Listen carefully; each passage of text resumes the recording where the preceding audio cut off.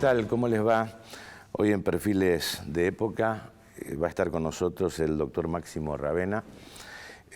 Acaba de presentar su último libro, Más vida, menos kilos.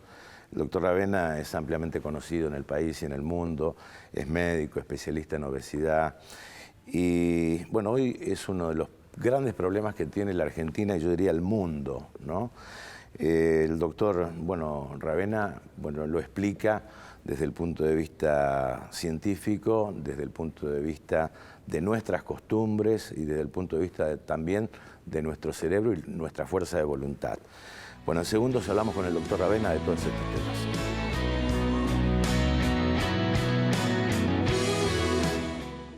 Doctor, ¿cómo le va? Es un gusto tenerlo acá. Muy bien, ¿cómo anda usted? Bien, Teper. ¿Cómo es parte de su historia y por qué se involucró en este tema? La verdad que yo no me pregunto mucho por qué o cómo fue. Me pregunto si estoy conforme con el lugar donde estoy. Entonces, si estoy conforme, digo, se dio de alguna manera por algo, será porque lo fui buscando sin darme cuenta. En realidad, cuando yo busco cosas que no son las que después vuelven a mí, vuelven indirectamente otras, pero en realidad yo busco la coherencia con lo que pienso, lo que siento y lo que creo. Entonces, cuando algo no me gusta, voy por un camino a veces un poco transgresor en casi todas las cosas de mi vida, hasta sentir que por algo estoy buscando otro camino frente a la modalidad chata, tal vez, que percibo, o de la modalidad de rutina que percibo en otras cosas. ¿Cómo llegué a esto? Y bueno, llegué por circunstancias diferentes. Yo, digamos, mi estructura médica, digamos, fue dirigida siempre hacia lo abarcativo. Siempre me decían los profesores en el Hospital Fernández, que yo no me metiera en una especialidad muy chiquita, que tenía una macro visión, una facilidad para darme cuenta de muchas cosas al mismo tiempo, y que buscar especialidades grandes, qué sé yo, como clínica médica, pediatría, psiquiatría. Bueno, yo me estoy por recibir y me llama Alberto Cormillot, que era amigo de mi hermana y de mi cuñado. En esa época yo tenía 23 años, para hacer guardias en su clínica, porque mi hermana le dijo que tenía un hermano bárbaro que era yo. Mi hermana siempre, seguimos siendo los mejores hermanos, a pesar que somos 4, somos los 2 más fuertes entre nosotros. Y nada, empecé a trabajar haciendo guardia en algo que no tenía la menor idea que yo alguna vez iba a hacer, que trabajar con gente gorda, qué sé yo. En mi familia no había gordo, no tengo antecedentes de nadie que haya visto. Mi papá era muy cuidadoso y tenía un poquito de panza. Hasta los 92 años hacía su cuidado de decir, porque me tiene que cerrar el saco, igual que me pasa a mí hoy. Y entonces empecé a trabajar y me encantó la gente que trabajaba ahí, empecé a entender lo que era el trabajo interdisciplinario, que se hacía ya en forma de avanzada. Era un lugar que en ese momento por lo menos no se daba medicación, se respetaba mucho, se trabajaba en grupo, que me empecé a conectar fuertísimo con el trabajo de grupo, y de entrada es como que pegué fuerte. Me decían, ¿quién es ese pibe que tiene tanta cancha para manejarse en grupo? Yo había hecho campamentos en mi historia como adolescente, entonces tenía noción del trabajo con otros, ¿no? Entonces trabajar con chicos en carpa. Después trabajé con otros chicos que eran los gordos cuando comían, que se ponían como chicos, a pesar que eran gente sumamente respetable. Entonces no tenía molestia en ser un poco duro, un poco confrontativo, un poco agudo o irónico, siempre en el sentido de querer que el otro esté bien. Eso sí. Ahora, cuando usted observaba estos pacientes, o sea, más allá de la obesidad como un problema de salud, también desde lo estético significaba un grave deterioro psicológico, ¿no? Y en el fondo era más un tema de lo estético, y era un problema que se hablaba en esa época más de la fuerza de voluntad. Cuando yo empecé a trabajar, podía haber en el mundo 12-15% de gente gorda. Los médicos que trabajaban en obesidad eran como mal vistos porque eran médicos de gordos, y era como que no trabajaban en cosas en serio, como el corazón o el hígado o las articulaciones. Hoy se transforman, después de 30 y pico de años, en vedette, que abarca la obesología, ya es una ciencia prácticamente. Estamos con la epidemia más impresionante como una pandemia en el mundo. Se triplicó la cantidad de gente gorda. Aparecieron los gordos desde origen flaco, que no había. Claro, a mí me llamó la atención esa cifra. Hace 50 años se invirtió esa cifra, o sea, había lo normal era ser flaco, y uno lo ve en las películas. O sea que tenemos, Claro. O sea que tenemos en 50 años gente que engordó. Gente que engordó, sí. O hijos de esa gente que empezaron a trepar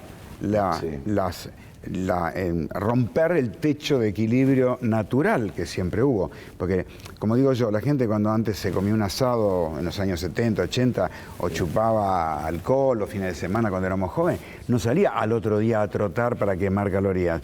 Y no se engordaba, por lo tanto, algo no funciona bien ahora. Entonces uno dice, es la comida más tóxica, es lo que se llama el adipostato o el set point que se ha enloquecido y no reconoce en qué momento tiene que actuar para quemar más combustible, y que entró de más, calcula el cuerpo, digamos, antropológicamente, calcula que tiene que guardar, porque hay tanta comida que mejor aguanta la comida adentro por las dudas que no haya una hambruna.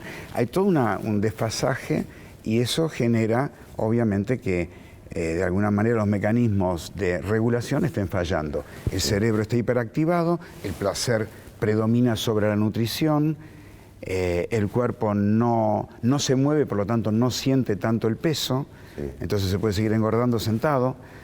Y entonces todo confluye. ¿Y en cuánto influye, por ejemplo, el fraude, por llamarlo de alguna forma, de empresas alimenticias y de bebidas? Muchísimo.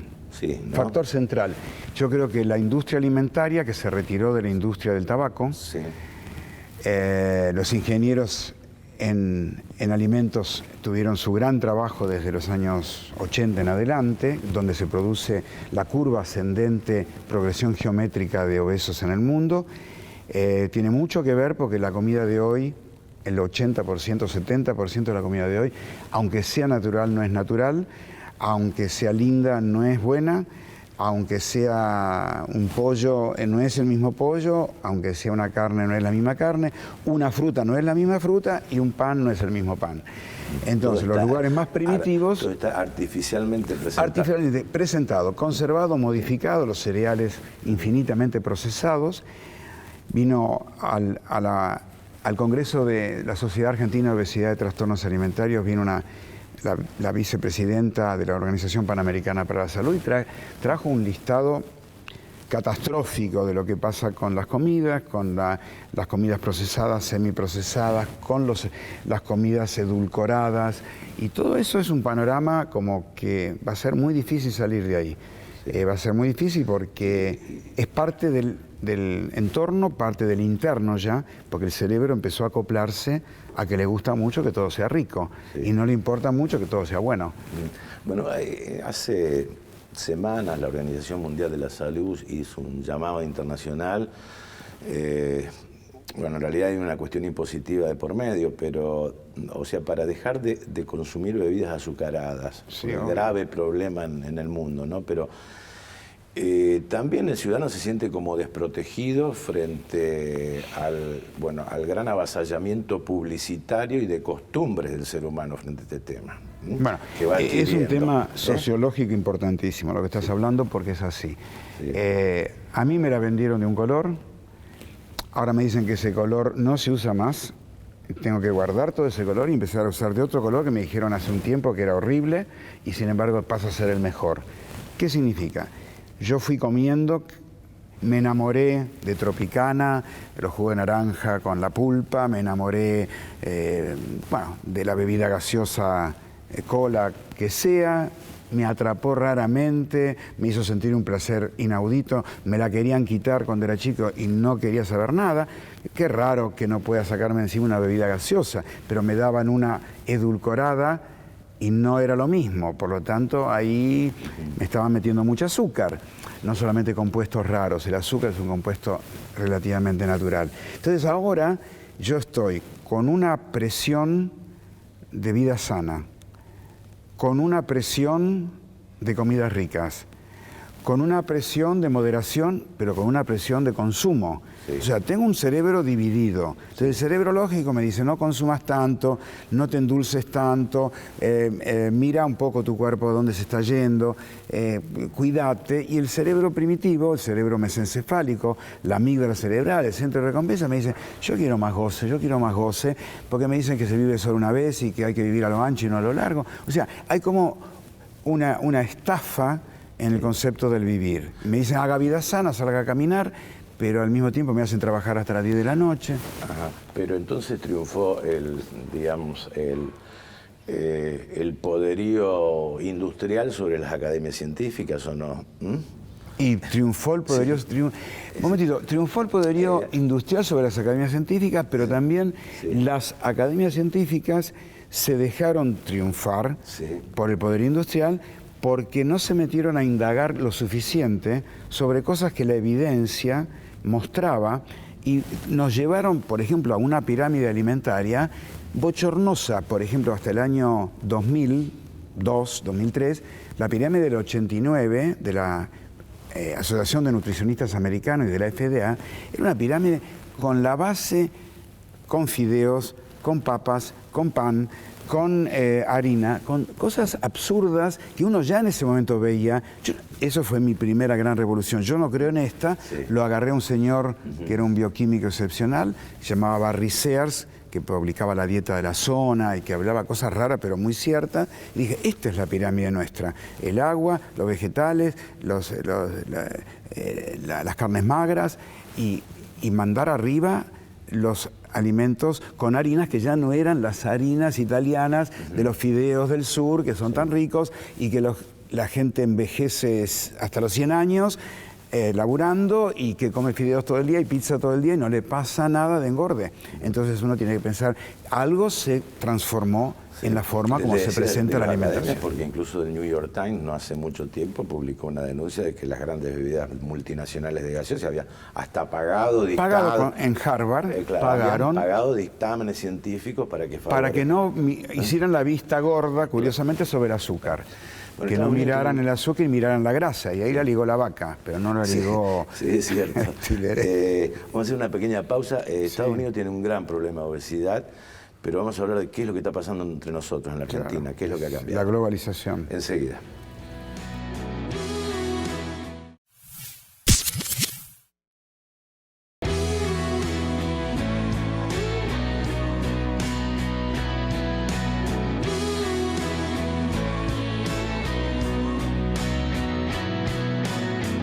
Seguimos en esta interesante charla con el doctor Máximo Ravena. Había quedado pendiente. Bueno, hoy los grandes países se están dando cuenta del problema de obesidad, ¿no? Parece que están reaccionando frente a este tema, ¿no? Sí, hace rato. Sí. Hace rato. ¿Y en la Argentina cómo estamos? ¿Y por qué estamos? Estamos gordos. Se nos cayó un poco la figurita de la mujer más hermosa y el hombre más canchero y mejor vestido y más elegante. La mujer está gorda, el hombre está gordo, somos uno de los países más gordos de América, de la región. No alcanzó el comer argentino para cuidar la gordura, porque el comer argentino se mezcló con el comer americano, o el comer peruano, o el comer chileno, y mezclamos todo. Y japonés. Y japonés, nos llenamos de sushi, bueno, como hablábamos en otro momento, y directamente ya no hay una alimentación que uno puede decir es el perfil de la alimentación mediterránea, que sería la más saludable por el tipo de clima, por el tipo de peces, por el tipo de aceites naturales. Y hoy en día no alcanza una buena alimentación, tiene que haber una menor alimentación. O sea, uno tiene que alimentarse menos. Comemos más de lo que debemos, a pesar de que si antes comíamos esto que comemos hoy en calorías, el cuerpo se encargaba de eliminarlas. Ahora el cuerpo, como decíamos antes, las agarra y las retiene. Sí. Entonces hay que comer sano y menos, que es más sano todavía. El que come más engorda más y el a veces tiene más hambre. No. Según lo que como, sí. Si como más manzanas, voy a tener menos hambre. Si como más media luna, voy a tener cada vez más hambre.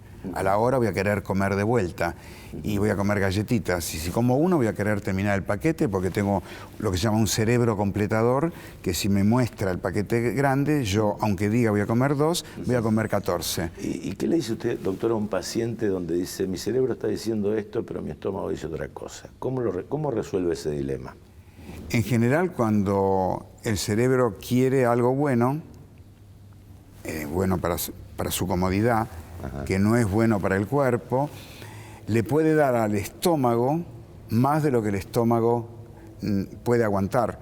O sea, la excitación dopaminérgica, digamos, de estas fuerzas que me llevan a recordar el gusto, la palatabilidad y el placer que me causa en el momento que lo como, puede ir en contra de lo que es el estómago. El estómago me dice, yo ya estoy lleno, y la boca y el cerebro dicen, a nosotros qué nos importa, nosotros queremos hacer nuestro jueguito, boca tira para cerebro, cerebro pide de vuelta, boca, qué rico, va al cerebro, y el estómago qué, y bueno, un Alka-Seltzer, un Uvasal, algún digestivo para seguir comiendo. Sí. O sea, el estado de descontrol supera la necesidad fisiológica, esa es la pregunta concreta. Entonces, ¿qué pasa?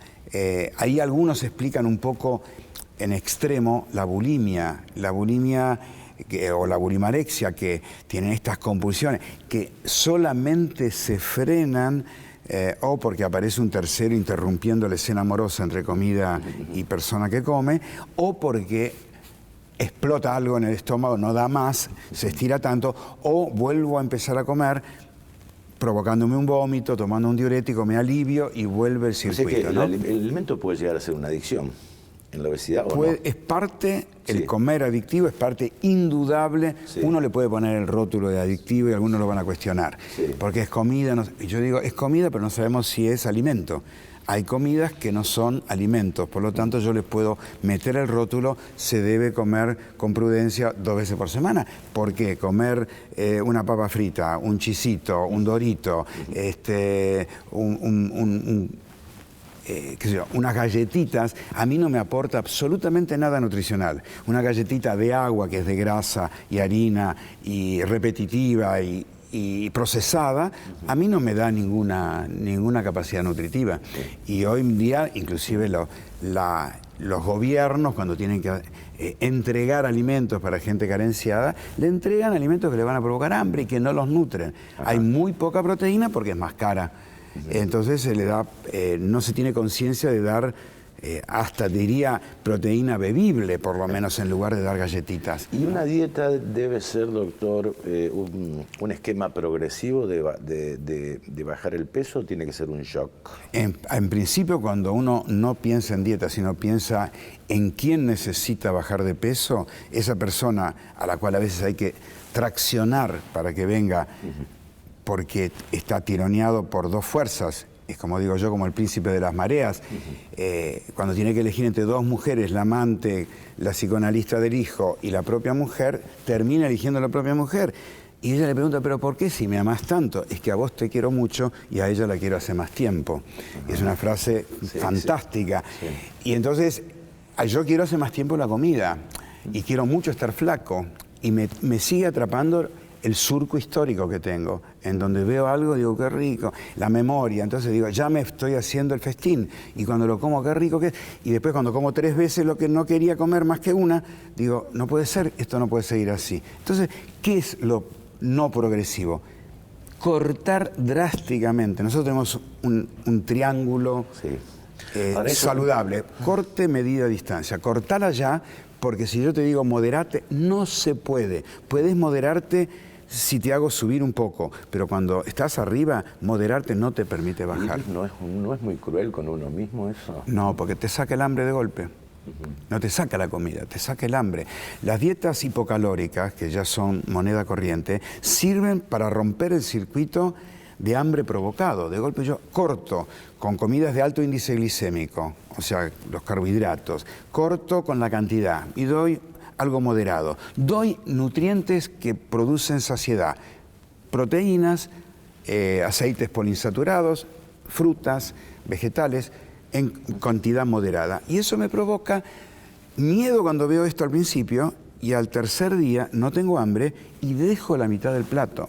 Cuando empiezo a picotear, o me hago el plato permitido, que es una bestialidad, como decirte a vos, tenés que dejar de tomar alcohol y te doy un ron una vez por semana porque te portaste bien. Te doy un regalo de alguna cosa diferente. Entonces, la estrictez y la marcha acompañado por grupo continuo o por una supervisión permanente es la única posibilidad que uno tiene para aliviar esos kilos que tienen tantos años. Y no es cruel. Cruel es engañar a una persona con el amiguismo, el pobrecito, la autocomiseración y ser socio de la autocomiseración, porque lo único que hago es congraciarme con la persona que va a seguir comiendo. ¿Y cuánto estamos de obesidad en la Argentina, doctor? ¿Datos? Dos datos, 3. 59, 65, 68. A través de Rubinstein, que es un gran estudioso, en general es un neurocientífico, Rubinstein plantea con el CONICET 68% nada menos. En la Argentina. En la Argentina. Y le da a la Argentina un lugar de número 13. En el mundo. En el mundo. Es altísimo. En todos los niveles y 20, sociales. por ejemplo, el segundo, que es Chile o Uruguay. No me acuerdo. ¿En todos los niveles sociales? En todos los niveles sociales, con predominancia en los niveles medio-bajos, que es el que come más harina, más fritanga, más comida al paso, más rápido, más barato, digamos. Y ahí es donde se está produciendo lo que Patricia Aguirre habla también, una antropóloga sumamente conocida respecto a la alimentación, que habla de el comienzo de la obesidad en la pobreza, que antes era patrimonio de la opulencia. Sí. Es la obesidad de la falta de proteína y el exceso de carbohidratos. Ya nos falta todo, sobran carbohidratos refinados y fritos. Personal, doctor. Sí. ¿Usted cuando come? ¿Come por placer, por necesidad? Depende de los días. ¿Sí? Sí. Es una actividad. Los que me acompañan acá saben que lo menos que me importa es vamos a almorzar, vamos a cenar. La verdad, me da lo mismo. Si vamos, me encanta. Y si no vamos... Está asociado al placer y más que en una costumbre argentina. Digamos. Sí, está asociado al placer. Sí. Y yo tengo comidas que si no las veo, no las pienso. Eso es importante. Sí. Si yo veo un plato de pastas de marca italiana, por ejemplo, me remonta a mis ancestros, a mis hermanos italianos, a mi placer por lo que es Italia como segunda patria o primera, y me da ganas de comer un plato de pasta y preparármelo yo, inclusive.